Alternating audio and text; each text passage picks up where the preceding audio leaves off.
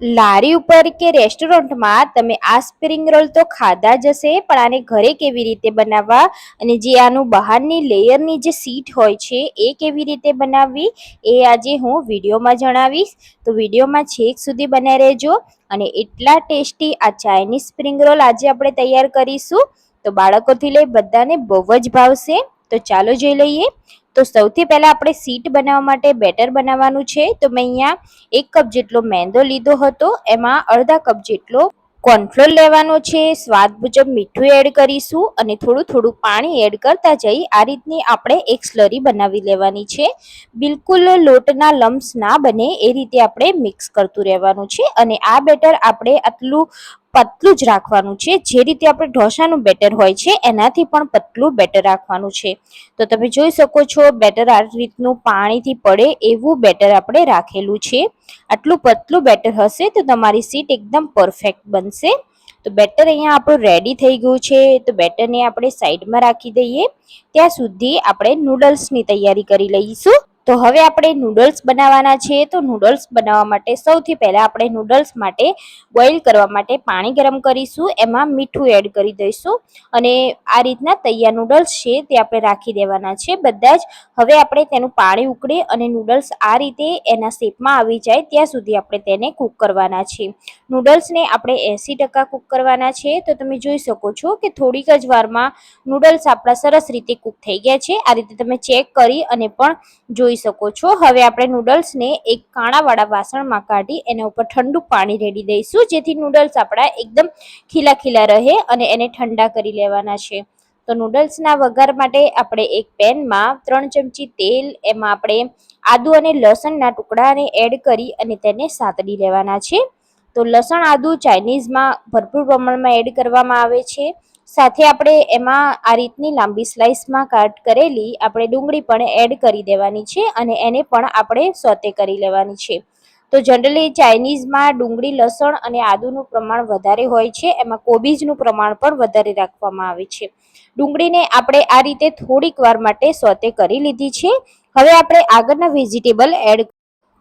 તો મેં અહીંયા ગાજર, કોબીજ અને કેપ્સિકમને આ રીતે લાંબા શેપમાં કટ કરી લીધા છે. તો એને પણ આપણે ડુંગળીની અંદર એડ કરી અને આપણે તેને સોતે કરી લેવાના છે. તો તમારી પાસે જો આમાંથી કોઈ પણ વેજીટેબલ ના હોય તો પણ તમે સ્કીપ કરી શકો છો. હવે આપણે બધા જ વેજીટેબલને સરસ રીતે મિક્સ કરી લેવાના છે. તો જ્યારે આપણે ચાઇનીઝ નૂડલ્સ બનાવતા હોય ત્યારે એમાં ચાઇનીઝ સોસીસ એડ કરવાના હોય છે. તો હવે આપણે સોસીસ એડ કરીશું. તો સૌથી પહેલા આપણે ટમેટા કેચઅપ એડ કરીશું. 1 ચમચી જેટલો આપણે અહીંયા ટમેટા કેચઅપ એડ કરીશું.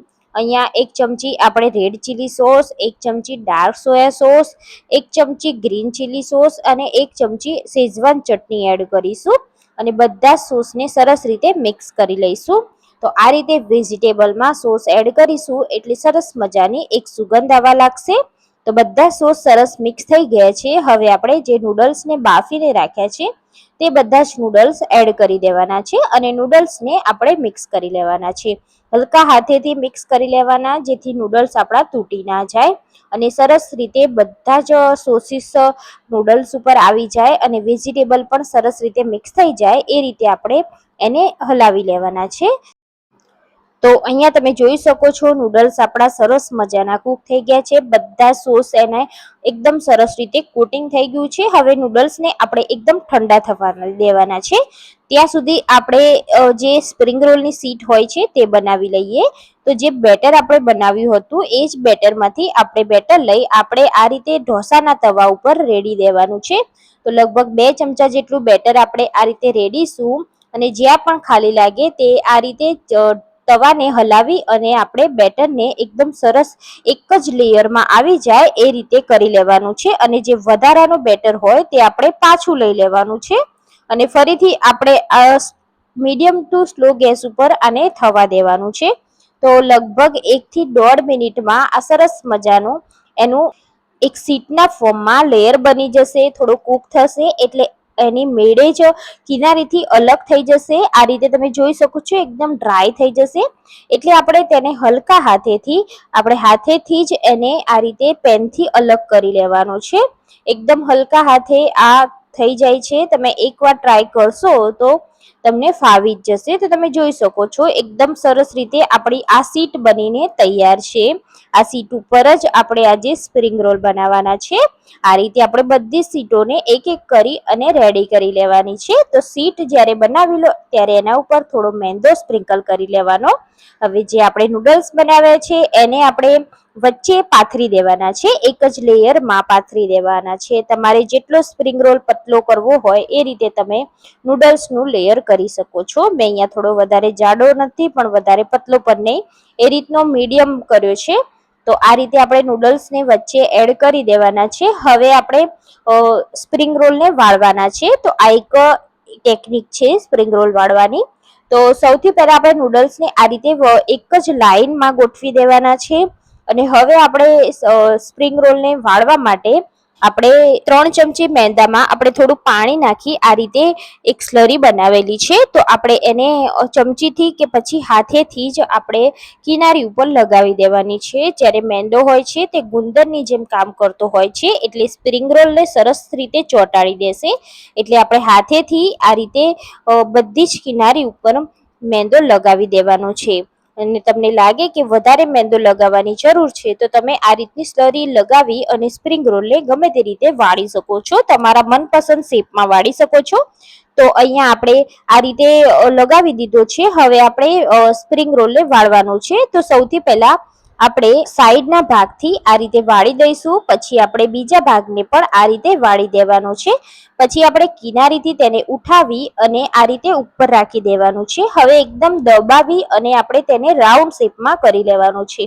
તો અહીંયા આપણે થોડો સ્લરી લગાવતા જઈશું એટલે આપણો અહીંયા સ્પ્રિંગ રોલ એ જ્યારે ફ્રાય કરો ત્યારે નીકળી ના જાય, એટલે આપણે સ્લરી લગાવતા જવાનું છે અને તેને ફોલ્ડ કરતા જવાનું છે.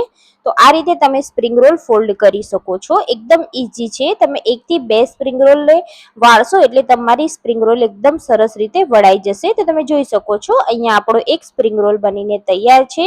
એવી જ રીતે આપણે બધા સ્પ્રિંગ રોલને તૈયાર કરતા જઈશું અને આ રીતે રેડી કરી દઈશું. હવે આપણે તેને ફ્રાય કરવાનું છે. તો ફ્રાય કરવા આપણે તેલ પણ ગરમ કરી લીધું છે. તો ગરમ તેલમાં આપણે બનાવેલો સ્પ્રિંગ રોલ રાખી દઈશું. હવે આપણે તેને મીડિયમ તેલ ગરમ કર્યું છે, મીડિયમ તેલ ઉપર જ તેને ફ્રાય કરવાનો છે. તો જ્યારે પણ સ્પ્રિંગ રોલ તમે કોઈ પણ મેંદાની વસ્તુ ફ્રાય કરતા હોય ત્યારે મીડિયમ તેલ ગરમ હશે તો મેંદો એકદમ પરફેક્ટ રીતે તળાશે. તો અહીંયા તમે જોઈ શકો છો કે થોડીક જ વારમાં તેનો એકદમ સરસ એવો શેપ પણ આવી ગયો છે. તો આપણે તેને ક્રિસ્પી થાય અને આ રીતની ડિઝાઇન પડે ત્યાર સુધી આપણે તેને ફ્રાય કરીશું, જેથી મેંદો આપણો કાચો ના રહી જાય. તો સ્પ્રિંગ રોલ અહીંયા તમે જોઈ શકો છો થોડીક જ વારમાં સરસ રીતે તળાઈ ગયા છે. તો આ રીતે મેં ચમચાની મદદથી 7 થી 8 મિનિટ સુધી સ્પ્રિંગ રોલને તળી લીધા છે. સ્પ્રિંગ રોલ અહીંયા આપણા રેડી થઈ ગયા છે. હવે આપણે આ સ્પ્રિંગ રોલને કાઢી લઈશું અને એવી જ રીતે રેડી કરેલા બીજા સ્પ્રિંગ રોલને આપણે તળી લેવાના છે. એકદમ સરળ રીત છે. આ રીતે તમે સ્પ્રિંગ રોલ બનાવશો તો તમારા સ્પ્રિંગ રોલ 100% બહાર જેવા જ બનશે, એકદમ ક્રિસ્પી. બાળકોથી લઈ મોટાને બધાને બહુ જ ભાવશે. અને અત્યારે વેકેશનમાં તો બાળકોને આ રીતનું ખાવાની જીદ કરતા જ હોય છે. તો તમે પણ ટ્રાય કરો બાળકો માટે.